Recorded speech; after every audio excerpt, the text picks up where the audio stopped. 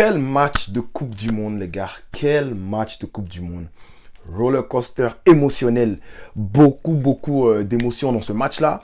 Tu te dis, bon, l'Angleterre a le dessus. Après, tu vois la France qui mène. Après, tu vois l'égalisation. La France qui revient. Penalty. L'Angleterre va revenir. La France va partir à la maison. Mais non, on dirait qu'on se dirige vers une finale. Un peu un rematch de la Coupe du Monde 2018. Voilà, Croatie-France, si tu sais de quoi je parle. Ça commence à ressembler à ça. Mais on va parler du match France versus Angleterre qui a eu aujourd'hui. Un très beau match. Let's go. Julius Prediction.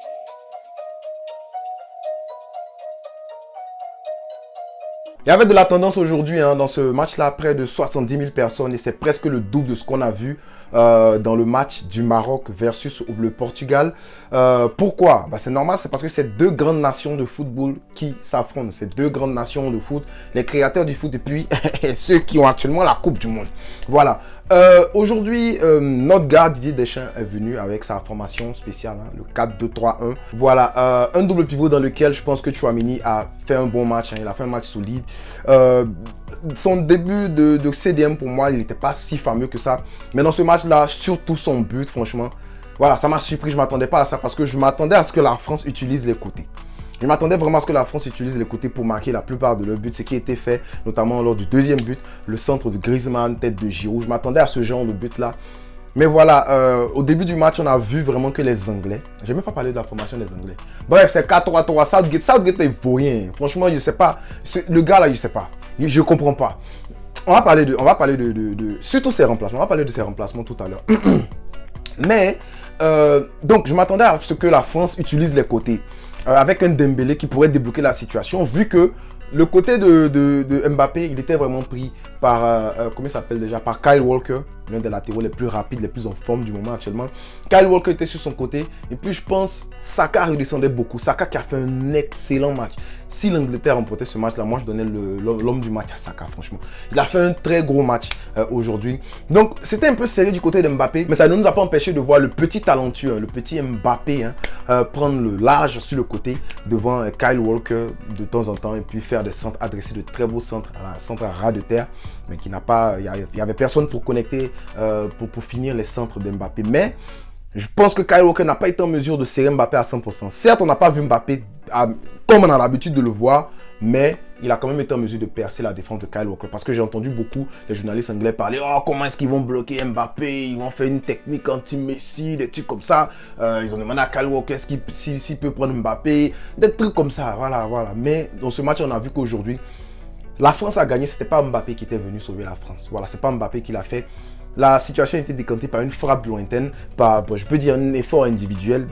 C'est le collectif qui a joué. Passe décisive de Griezmann, on va parler de lui tout à l'heure.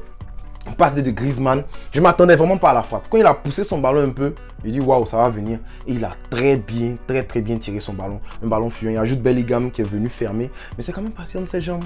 Un ballon fuyant. Voilà, embrasser le petit filet à gauche là-bas. Voilà, Pickford ne peut rien faire. Et c'est là que je comprends pas. Je me demande, j'ai pas dit que Pickford, c'est pas la faute de Pickford s'ils ont perdu aujourd'hui. Mais voici un point sur lequel je veux vraiment questionner Southgate. Voilà. Mais tu as Pope, tu as Nick Pope, mais tu préfères faire jouer Pickford. Bon, pour moi qui regarde la PL, il y a quand même un écart entre les deux. Je peux me tromper. Si tu regardes la PL, dis-moi. Mais je pense qu'il y a quand même un écart entre les deux. Je pense que Pope est largement meilleur à Pickford. Mais Pickford a fait de très bons saves aujourd'hui. De très bons saves. Il y avait, je crois, une volée de comment il s'appelle là, de Giroud. Giroud qui est l'enfant préféré de Dieu, on va parler de lui tout à l'heure aussi. Il y avait une volée de Giroud, Pickford il a enlevé des ballons, franchement je ne m'attendais pas à ça. Mais c'est quand même un bon gardien, mais je pense que Nick Pope est supérieur à Pickford. Mais on revient sur le sujet, je dis que c'est pas à cause de ça que les Anglais ont perdu. C'est pas ça. Les Anglais ont bien joué, n'ont pas démérité. On va parler de ça tout à l'heure. Et le deuxième but de la France vient de ce à quoi je m'attendais en fait. Un centre de Griezmann. Griezmann qui a fait un excellent match. Un centre de Griezmann sur la tête de Giroud. Je pense qu'il est dévié un peu par Maguire. Et puis voilà, mon petit frère me dit que Maguire c'est l'attaquant numéro 1 de la France. Vous ne respectez pas Maguire. Aujourd'hui, Maguire a fait quand même un bon match. Hein. Voilà, il était très dangereux. Bon, on le connaît, il est très dangereux sur les sens. Il n'a pas fait d'erreur, il n'a pas été distrait comme il a l'habitude de l'être. Aujourd'hui, je pense que Maguire a fait quand même un match correct. Donc, on peut pas le tacler et tout. Voilà, donc la France qui l'emporte aujourd'hui, exploit individuel. Et puis, sur le premier but, je peux dire ça comme ça. Mais sur le deuxième but, c'est vraiment la France typique qu'on a vu. Voilà, stratégie de bloquer Mbappé. Ça a un peu marché, mais à droite, ça a libéré beaucoup d'espace pour Mbappé et pour Dembélé, pardon, qui pouvait, voilà, qui passait Dembélé contre Luke Shaw. Je pense qu'il y a des moments où Luke Shaw se faisait aider. Mais Dembélé avait le couloir pour lui-même, pour lui seul. Et aujourd'hui, salutations, gros chapeau au gros match volumineux de Griezmann. Non, mais Grisou, c'est Zidane quand on est en équipe de France. Grisou, c'est Zidane. Non, mais le gars là, il faut le tester. Il faut faire un test de dopage, de dopage sur le gars là. Parce que il a couru aujourd'hui là. Je me suis demandé, mais le gars, il a 4 poumons, il est biqueur, il y a quoi? Non, mais Grisou a joué au ballon aujourd'hui. Hein. Franchement, chapeau, il était partout. Il a pris même un carton jaune. Taclé, il ramassait. Parlant de tacle, l'arbitre là, j'ai l'impression que quand il s'agissait de voir les fautes sur Saka, l'arbitre, il faisait l'aveugle. Les gars ont tapé. Même le but de la France, le premier but de la France, je ne dis pas qu'il s'agirait d'annuler le but de la France, mais tu es d'accord avec moi qu'il y avait contact sur Saka. L'action qui mène au but là. Saka a le ballon, puis Upamecano vient, il le ramasse, il s'en va avec lui. Ils ont tabassé Saka. Non, ils ont frappé Saka dans ce match-là.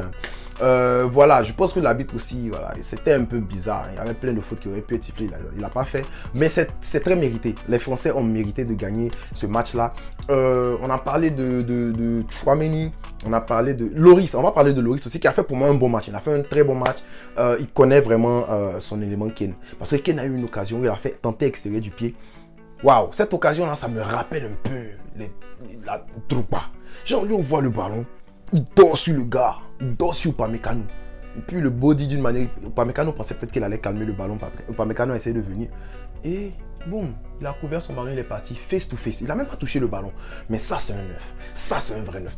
Et quand il a tenté son extérieur, tu vois comment Lloris s'est couché. Tu sens que Lloris savait à quoi s'attendre. Voilà, c'est les gars qui se connaissent. Donc Lloris a enlevé le ballon. Plein de moments comme ça où Lloris sauve vraiment les Français. Lloris c'est un très très bon gardien. Voilà, mais Kane au penalty, le premier penalty c'était très bien tiré. Je pense que c'est là-bas qu'il voulait mettre son deuxième penalty, mais un peu plus haut. Alors, il voulait viser la lucarne opposée, la lucarne à gauche. Enfin, quand il est arrêté en face des goalies. Et là, je pense que Lloris a suivi. Lloris a suivi. Il est parti exactement là où Kane avait tiré son premier penalty. Mais le problème, c'est que ça arrive. Vous vous rappelez de Drogba contre la Zambie. Nous tous, on pensait qu'il allait marquer. Il a envoyé le ballon. Même Ramos, même chose. Voilà, c'est des choses qui arrivent. Le gars rate les pénaltys. Et nous tous, on sait combien de fois Kane marque les pénaltys en première ligue. Combien de pénaltys Kane a transformé. Donc, on va pas prendre ça. C'est un fait de jeu. Ça arrive. Donc, voilà, on va pas tirer sur Kane, des trucs comme ça. Voilà, ça arrive. Dommage, c'était le moment de marquer. Il n'a pas marqué et puis voilà, son pays rentre à la maison. Mais victoire très très bien méritée. Et Mbappé s'est moqué de lui. Mbappé a rien. Ouais, mais victoire méritée de la part de la France qui, voilà, un collectif. Hein, ils ont défendu ensemble, ils ont attaqué ensemble. J'ai vraiment pas compris aussi les remplacements de Southgate. Par exemple, un gars comme Hernandez. Je pense qu'il aurait fallu plus attaquer du côté de Hernandez. Beaucoup plus attaquer du côté de Hernandez. Parce que Saka avait déjà commencé à le fatiguer de l'autre côté là-bas.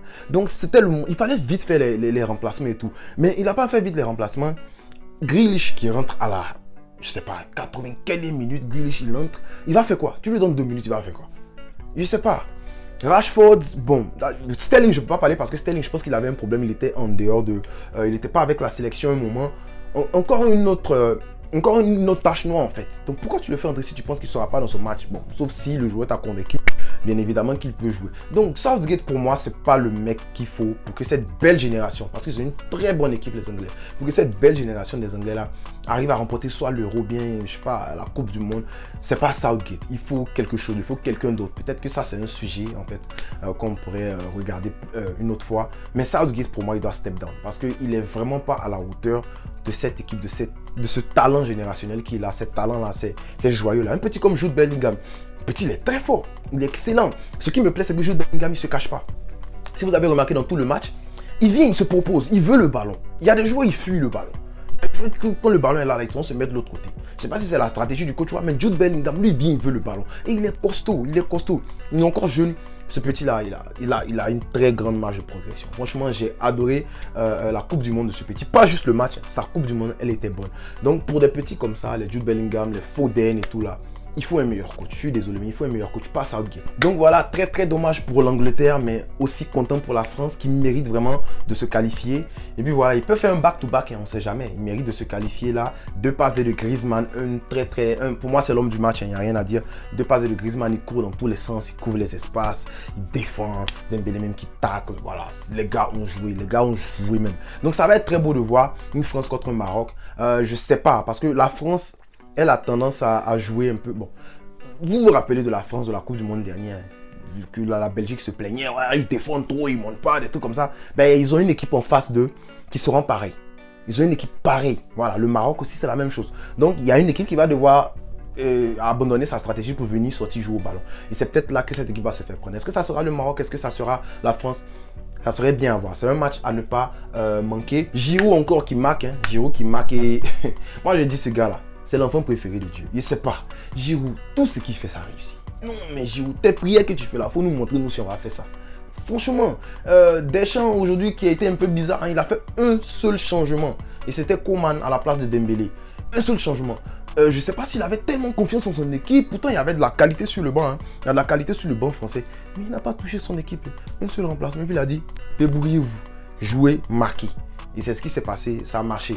Mais ça là, si c'est un gars comme Xavi qui fait ça, moi il aime me fâcher. Hein. Si ça, il voit un net comme ça, et puis tu changes pas là, vous connaissez non. Bref, on va s'arrêter là pour aujourd'hui. Moi je dis que l'homme du match, c'est Griezmann.